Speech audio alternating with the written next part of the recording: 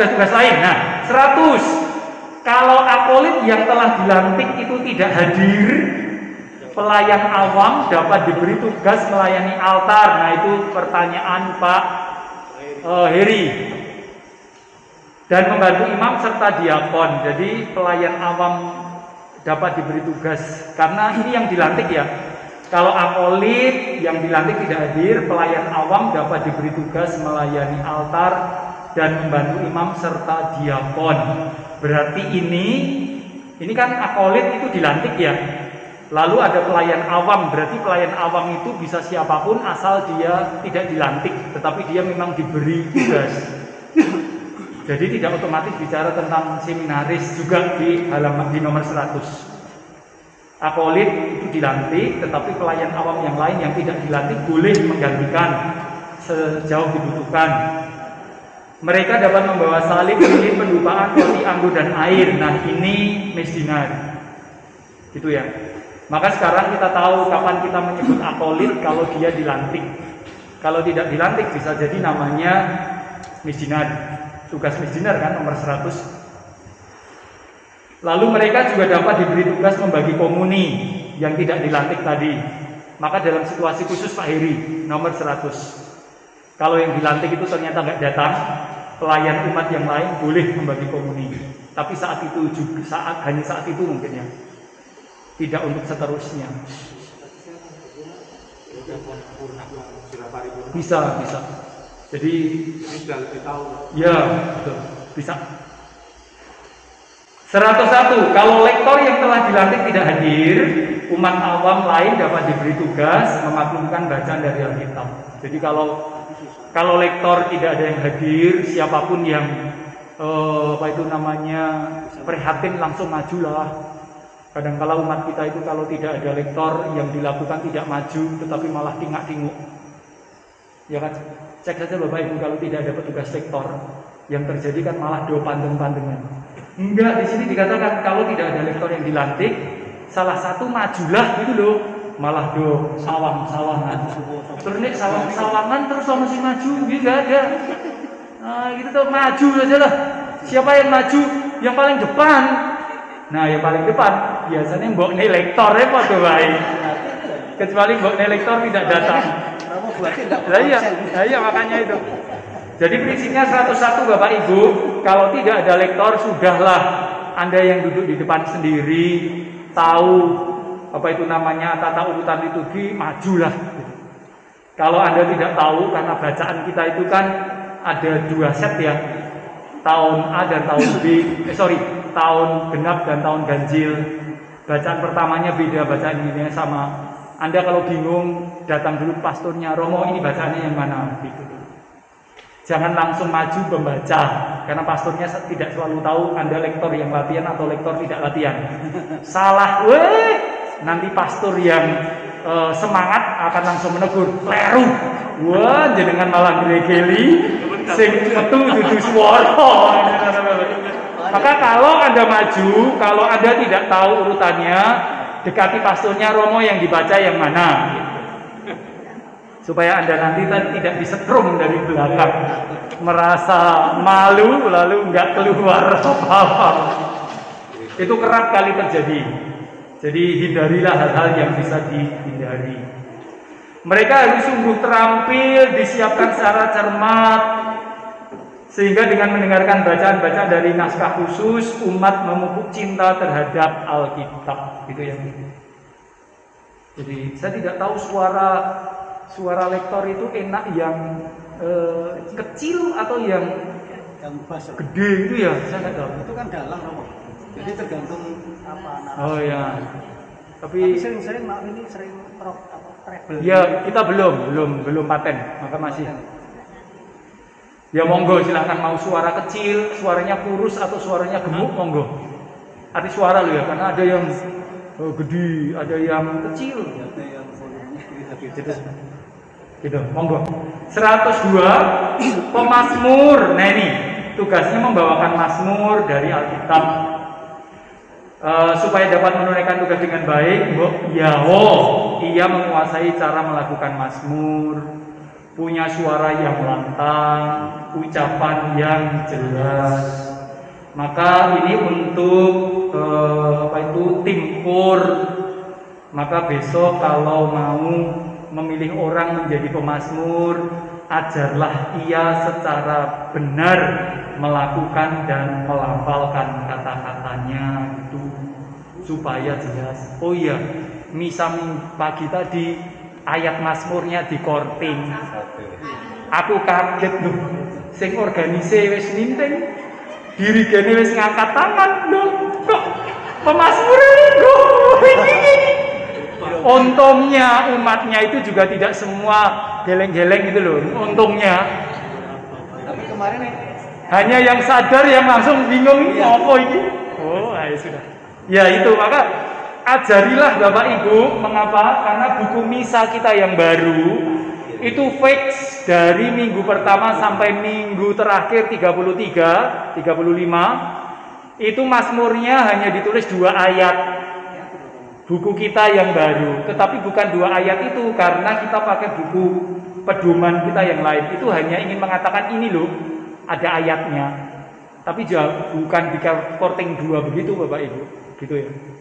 Jadi nggak apa-apa tadi ada untungnya yang pemazmur tidak kaget gitu loh. Kalau kaget kan bingung. Oh enggak, yang mazmur santai saja ya sudahlah. Persiapannya mungkin kamu baik-baik saja. Iya, enggak apa-apa. Dia mau kembali ke mimbar saudara. Iya, makanya tapi dia baik-baik saja enggak apa-apa. tenang dia. Iya, tenang. Yang dibutuhkan itu ketenangan. Kurangan loh. Tapi kemarin hari Jumat itu kudusnya duluan loh. Oh iya. Iya. Enggak apa-apa. Belum kudus dah nyanyi. Tenang juga loh sampai selesai. Gitu ya Bapak Ibu, 102. 103, paduan suara atau KUR melaksanakan tugas liturgi tersendiri di tengah umat, memperhatikan ragam nyanyian. Lalu supaya paduan suara harus melaksanakan tugasnya secara tepat, menopang partisipasi aktif umat beriman dalam menyanyi. Maka tugasnya memang menopang umat dalam nyanyian. Maka bantu umat untuk berani nyanyi bareng misalnya. Atau isilah waktu hening umat dengan lagu-lagu yang membantu doa misalnya, dan seterusnya.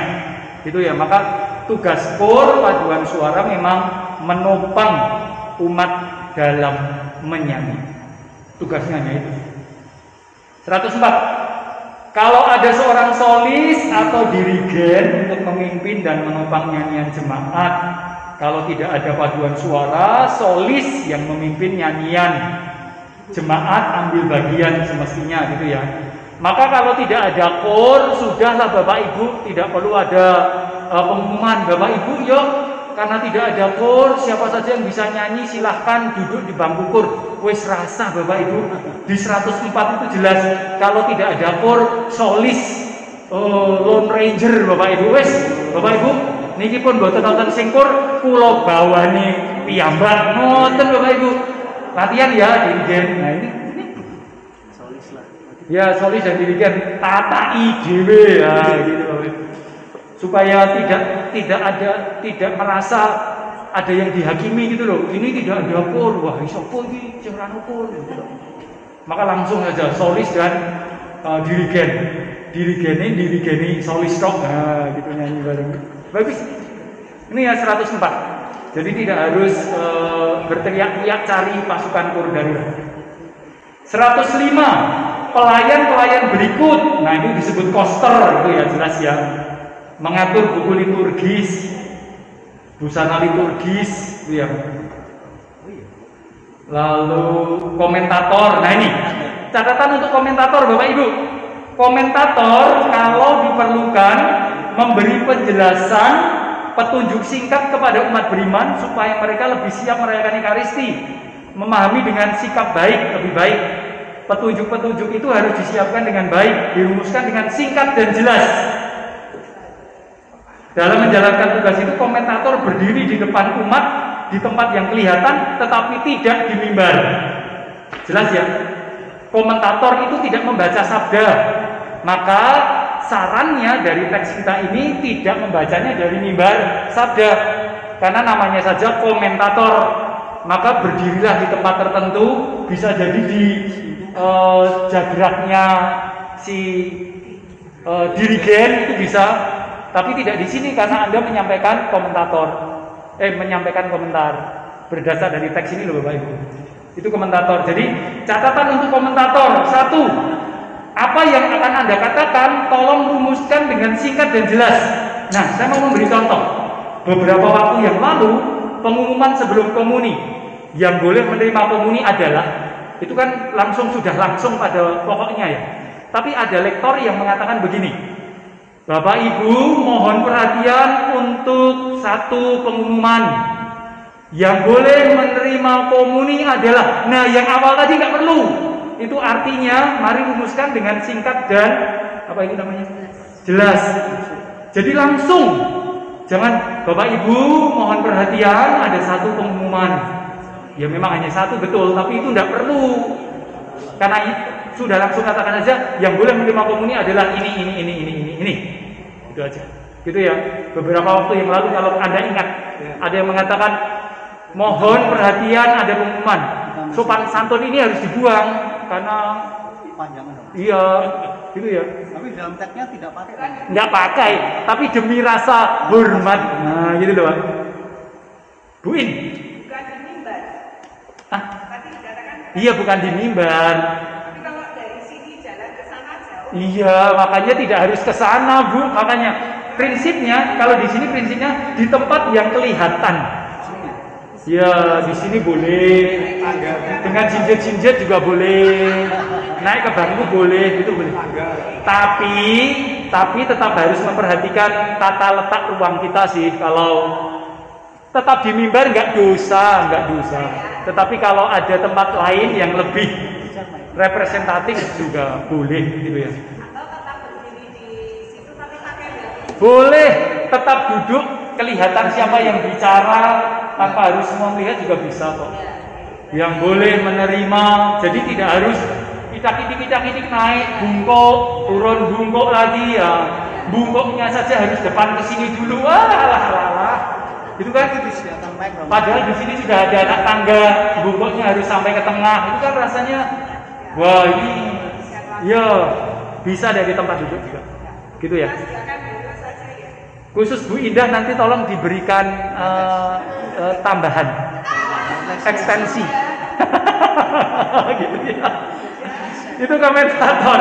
Jadi singkat jelas, teksnya diperhatikan, lalu berdiri di depan umat di tempat yang kelihatan tetapi tidak di mimbar. Jadi tidak harus naik ke panti imam, tidak harus.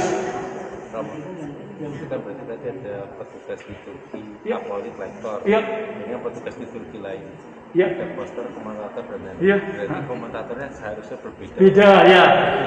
Pernyataan Pak Jimmy betul. Berarti komentator itu bukan lektor. Iya seharusnya. Asal Anda siap nggak apa-apa.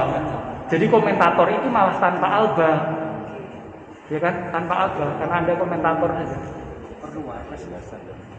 Tambah lagi ada seremonarius loh ya. Jadi yang mengatakan umat berdiri itu bukan lektor, tapi seremonarius. Umat duduk itu seremonarius. Tidak ada seremonialis.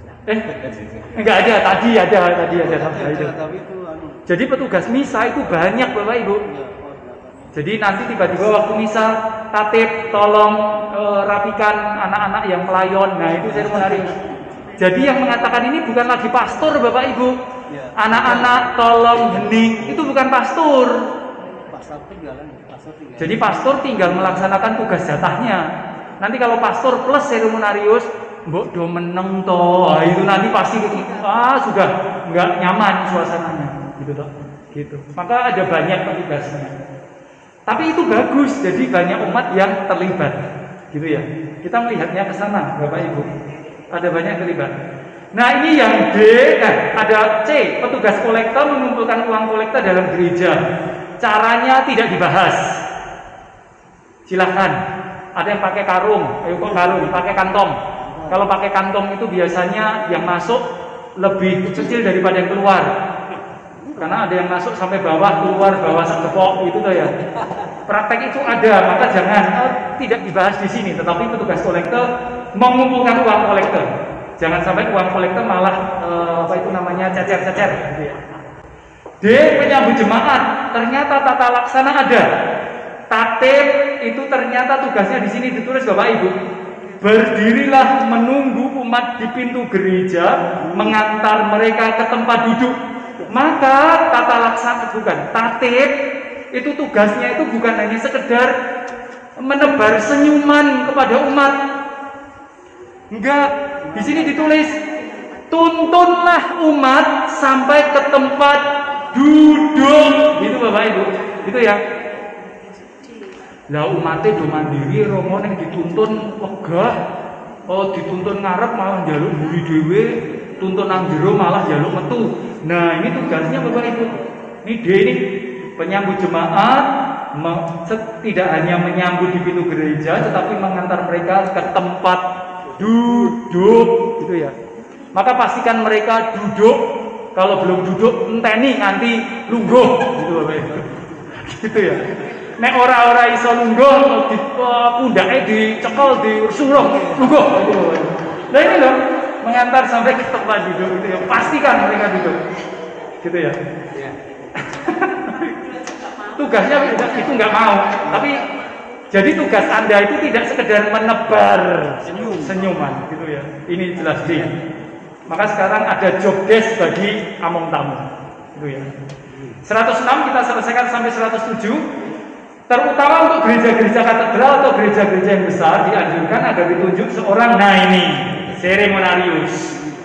Tugasnya apa? MC, mempersiapkan perayaan liturgi dengan baik, membagi tugas kepada masing-masing pelayan, mengatur pelaksanaan perayaan, itu. Jadi mengatur sepanjang misa. Jadi kalau nanti ada petugas yang tirawiri itu pakai alba Bapak Ibu. Kalau di katedral itu pakai kolar.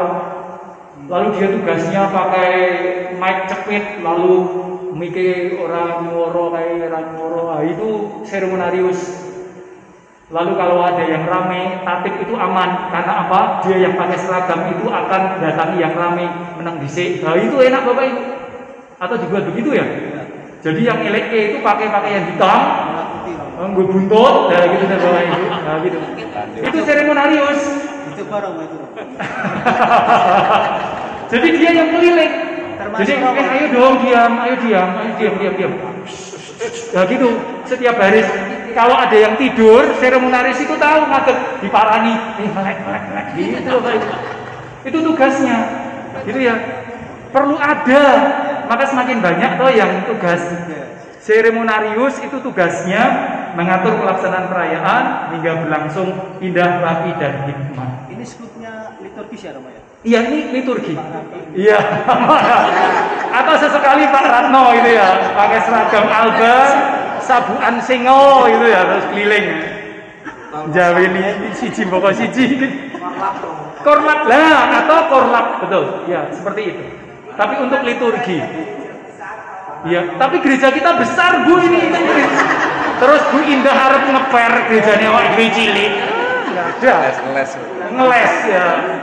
Karena tadi ya istilah gereja besar itu tidak di apa namanya berapa atau Iya. Tidak apa-apa kan sementara sebagian tugas ini itu sekarang dilakukan oleh TP Tata Praya. Oh nggak apa-apa. Tapi ada bagusnya TP itu satu nanti koordinator TP-nya itu jadi seremoniaris bagus loh. Pakai seragam gitu, selalu berdiri di sini memperhatikan. Buntut. Ya, lalu jalan. Bagus itu.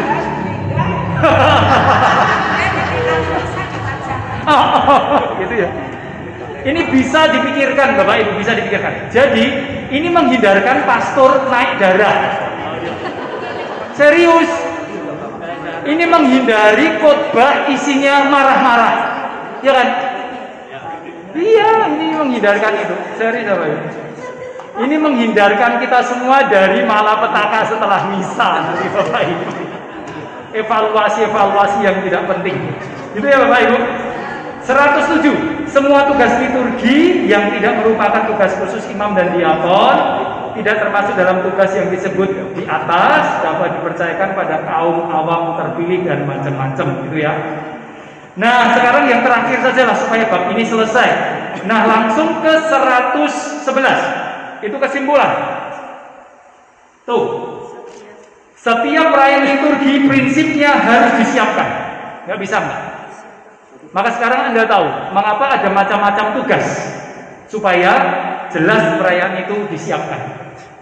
Dan persiapan itu perlu dipastikan. Maka petugas itu sebagai bukti bahwa kita mempersiapkan sungguh.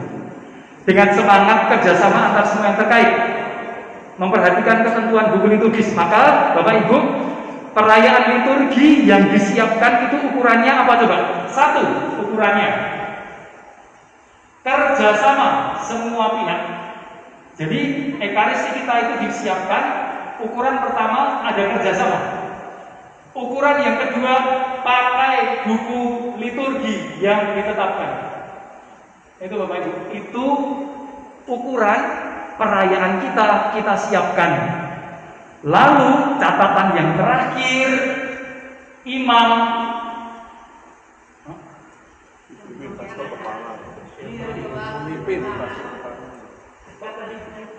nah ini yang terakhir, imam pastor kepala itu artinya pastor yang memimpin ya.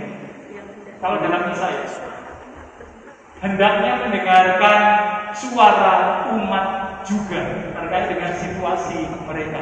Jadi itu misa yang dipersiapkan ukurannya tiga. Satu, ini tadi kerjasama antar petugas ya. Dua, buku liturginya diperhatikan. Lalu ketiga, pastornya harus mendengar apa yang dirasakan umat saat itu ketika perayaan, maka perlu disesuaikan juga. Itu artinya dipersiapkan. Maka dikatakan di sana persiapan dipimpin oleh pastor kepala yang hendaknya mendengar suara umat beriman menyangkut situasi mereka.